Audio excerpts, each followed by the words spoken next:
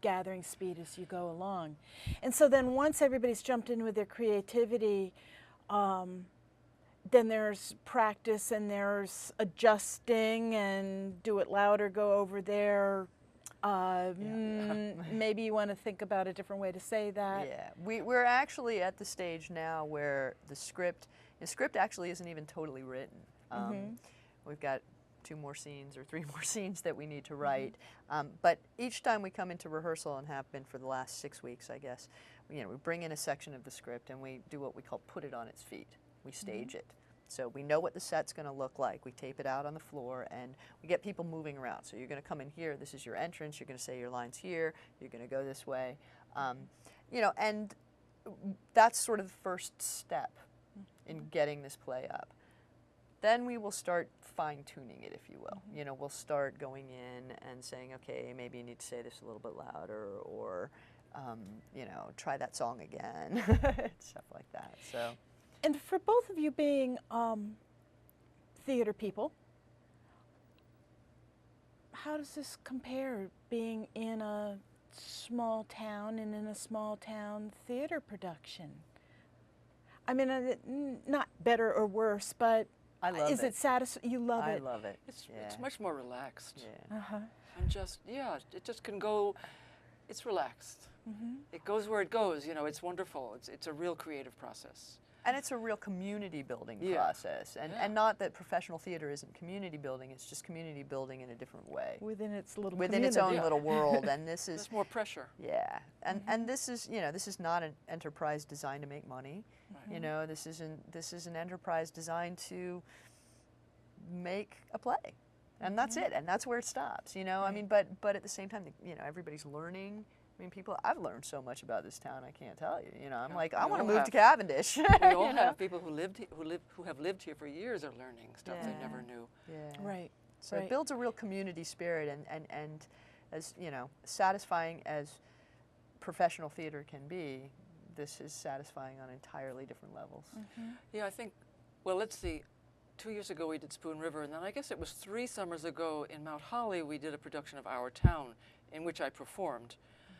And there's a remarkable connection if the production is of the community and the audience is of the community. I mean, it's just wonderful. Yeah. Everybody is so satisfied and excited. Well, I ran into, just a couple of days ago, a flyer at the Opera House Bakery where you were inviting people to show up with whatever they had, whatever they wanted. It was a pretty open invitation for whatever. And are you still getting people showing up, or is it pretty much? I think we're pretty much. Well, pretty much, but as of, even last week we got a new performer, which was great because we needed him. So it's. We've got 26 people on stage. Wow.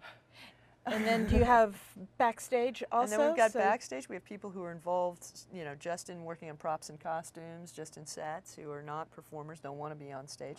We had a number of people who, didn't ever want to be on stage, and voila, there they are.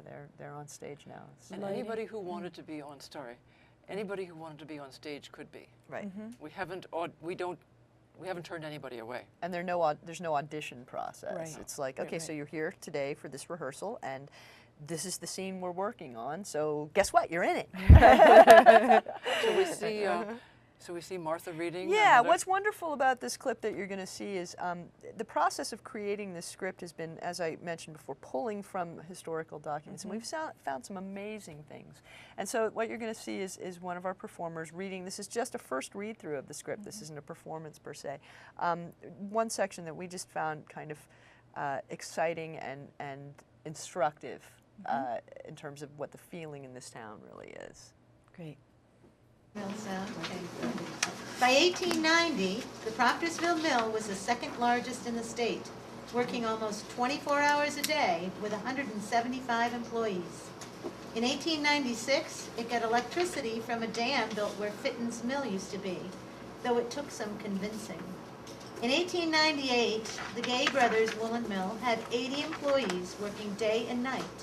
And in 1899, The Vermont Tribune said this of our little town.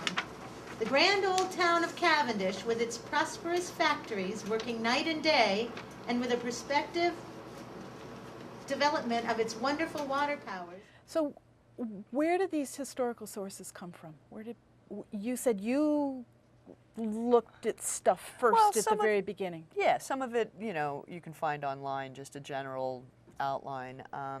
And a lot of it came from the town records. I mean, thank goodness for historical societies and town records. There are things in there ranging from, for example, Solzhenitsyn's farewell speech to the people of Cavendish when he left, to,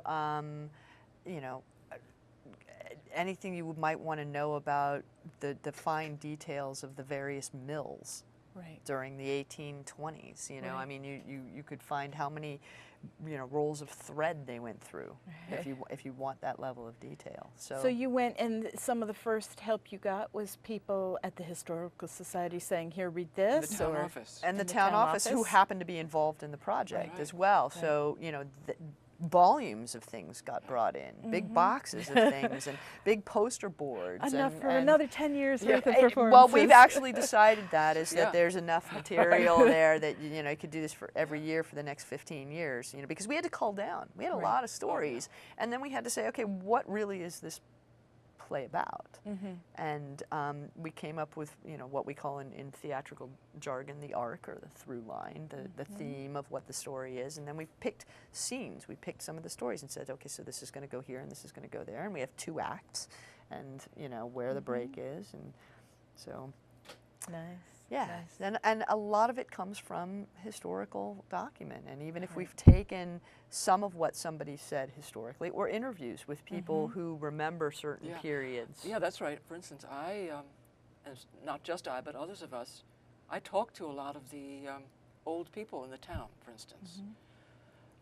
Who remember some of these remember events. some of the events. Right. And someone would lead to Flood someone of else. 1927. Correct. Yeah, exactly. Bingo. 1973. Or so-and-so who worked in the mills, and what was that like? And Yeah. so we've really involved a lot of citizens of the town who have nothing to do with the play otherwise. Right, but their stories are now part of it. Yeah. Right. Sounds like a wonderful gift to the town. The gift of listening, of recording, of performing, and of being a performer or an actor in some way. Well, it's the natural human impulse is to tell a story and act it out largely when you think about when you tell a story. So, and then he said to me, and this is just an extension of that. It's a collaborative process at this point, that really does involve the collaboration of people on stage, off stage, people who have nothing to do with this but are telling us stories, people who, generations ago wrote this stuff down so that we have it and can work from it. Costume designers? Yeah, people who will, dig through closets and go to tag sales and find costume bits. I mean, we've had people bringing in props from their houses, shovels and baskets and lanterns. And so how many people do you think have been involved in this? I know we've got 27 on stage. Right. And I would say we've probably got another 15 that are off stage. And we had people that were involved in a part of it, and then or telling a story, and that's or doing some or came for the first 5 or 6 rehearsals and contributed, and then couldn't come to the rest or left. So I don't know. I'd say 50. Does that sound about right? Yeah. 50 people. Yeah. Right. So it sounds like it was fine for people to come in and go out for whatever length of time that is, but you were also talking about the commitment of the people who have been in the middle of the summer coming week after week. Yes, and kids. A lot of kids who have lots of other things to do. Well, everybody does. It's not just children, but everybody with their gardens, etc., and jobs. A lot of us work. But it's just caught everybody's imagination, Right. And I think they love that it's their town. It's their story.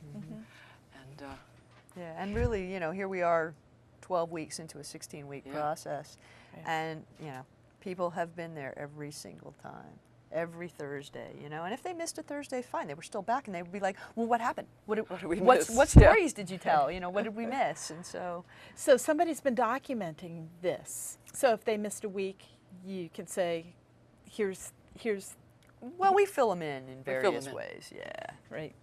And so this is all going to come together into a performance.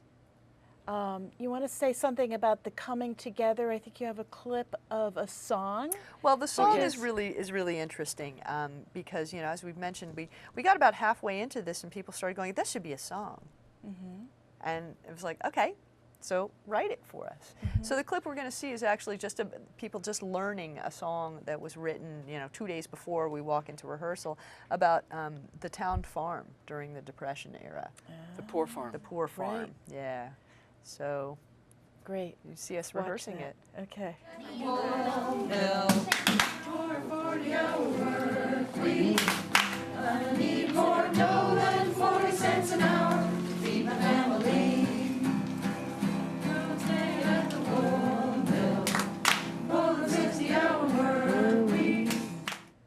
So that was early on in the performance, practicing. Absolutely. But so now you're coming in for the The home stretch. home the stretch. whole stretch. Yep. And there will be a performance. Two performances. Two performances. At Cavendish Inn, Glimmerstone, August 23rd and 24th. And it will also include a dinner beforehand if people would like. Nice. So Who's it's providing dinner? The Jeffersons of the Cavendish Inn. Excellent. Yeah. And so that's they've been really involved in this because you said 2 years We ago did it, you yeah. did it at their inn also. Yes. The barn as well. And they were very excited. They've been asking me to do another play. So he was very happy. Tim particularly, who is living here more than his brother, was very happy to have us back.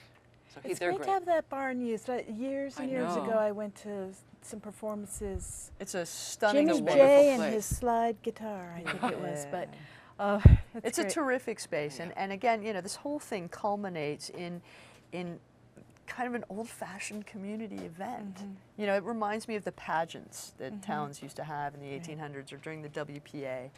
You know, where towns really worked together and they created their own plays and they performed them in their own spaces, not in a specialized theater, and you know, and a in dinner the center of town. in the center That's of great. town.